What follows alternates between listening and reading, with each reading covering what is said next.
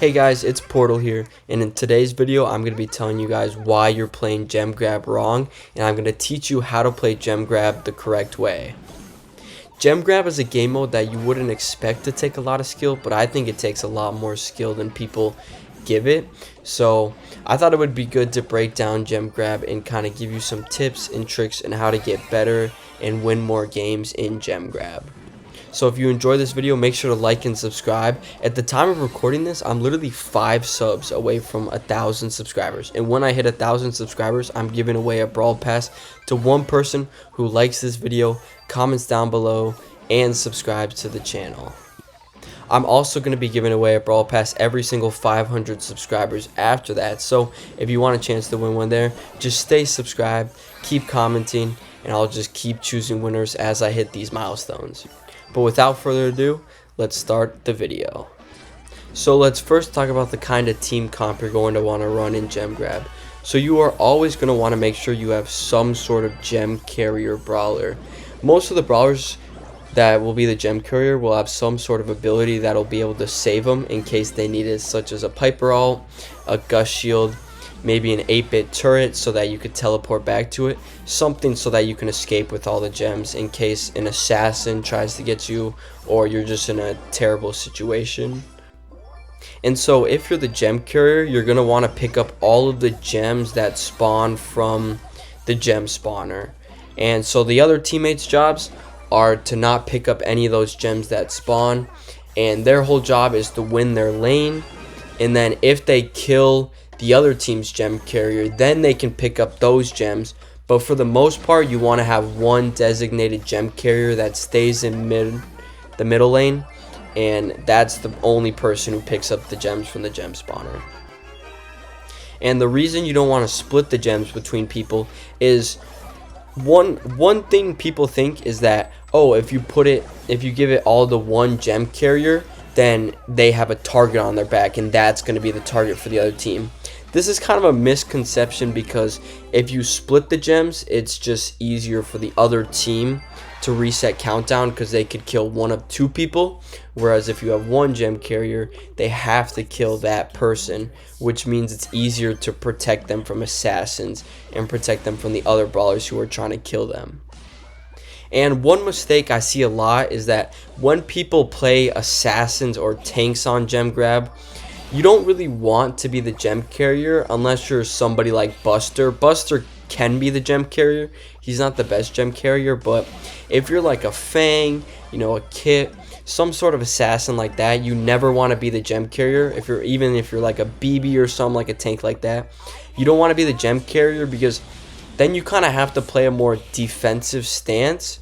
And so when you're trying to play defensive with a brawler like Fang, Kit, BB, or anything like that, you're going to be pretty useless because you're not going to be able to play offense, because if you go and you dash in with the Fang ult and you die, then you're just giving the other team your gems.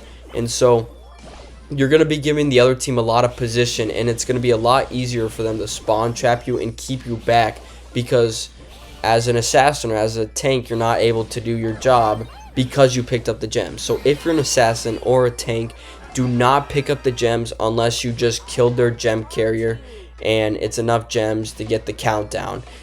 Sometimes if you're close to the countdown, it can be fine. If it's only a few gems, like 3 gems, and your team has 3 gems, go ahead and pick them up because it's not the worst deal to have 3 gems and die with them. But for the most part, you're not going to want to do this.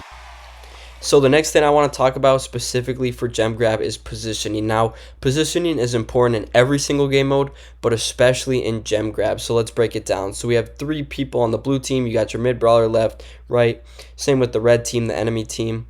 And so this is normally how it will go. You'll have one person on each lane, but let's change this. So let's pretend the enemy team decides they're going to still have their mid brawler, but then they're actually going to put 2 people on the left lane.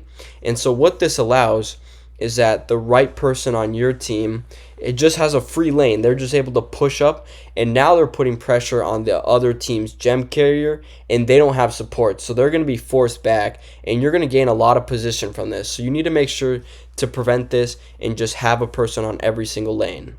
And so sometimes you'll play the first round, you'll have your Gene in mid, you'll have Amber in the right bush, and like a Buster in the left bush, and you'll just get sweep. Like they just put an anti-tank, a damage dealer on Buster, and they just put a good person against Amber, and you just lose that. But if you just do something as simple as swapping lanes, it can completely change the game. And so now when you swap lanes and Amber goes against the Maisie, maybe Maisie tries to sneak in the bush, Amber gadgets and does all that DPS and kills her. Just swapping can completely change the game, I'm telling you. So if you lose round 1, just swap with one of your teammates, get a better matchup, and go win that next 2 rounds. For the most part, you don't really want to swap your gem carrier, especially with an assassin or a tank. Like I said, it can sometimes work, but for the most part, you want to try to keep your gem carrier to one of the brawlers that are good at being a gem carrier, and you just want to switch your other 2 people.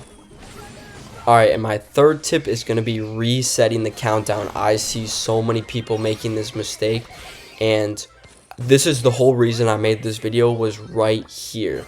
So let's break this down real quick.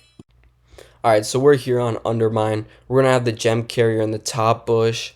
That's the purple one, and then we're going to have the 2 other enemy people. So they have countdown right now, and you're going to have to push into them and kill their gem carrier.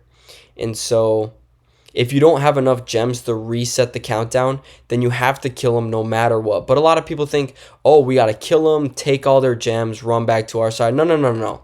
All you have to do is tie the countdown. So some people just run through the middle. They pick up the 2 or 3 gems in there. They can maybe kill the enemy team gem carrier, but then they just end up dying. So now the enemy team gets those 2 or 3 gems they pick up. No. You're going to want to run around it, not pick up those gems. Because if you can kill that gem carrier, reset the countdown once or twice, enough gems will have spawned in to where if you have, 3 or 4 gems, 6 gems will spawn in. All you have to do is pick that up, tie the countdown.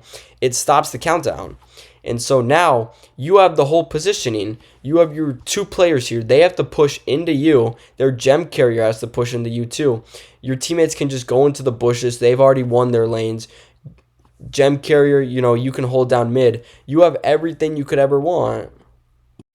Not a lot of people utilize this mechanic, and that's why I made this whole video, because a lot of people just think we have to kill the other gem carrier, take all the gems, run back to our side. Like, no, all you have to do is kill them, maybe once, maybe twice, maybe even 3 times. But if you can do that, let the gems stack up in the middle, and then once there's enough of them, you pick them all up and just tie the countdown. And now you have everything. They have to push into you. You have the space and you have the lanes. Everything's now in your favor. So next time you're playing ranked, or you're just playing gem grab in general, keep these tips in mind, because they are really important and they can be the difference between winning and losing games. If you enjoyed this video, I really appreciate it if you liked, subscribed, and commented down below. Like I said, you have a chance to win a Brawl Pass. I'm giving one away at 1,000 subscribers, and then every 500 subscribers after that. So it's literally free. What are you doing? You have a chance to win a Brawl Pass for free. If you want to check out some of my other videos, I'd appreciate it too. Also, check out the TikTok in the description. Thanks for watching. Have a good one.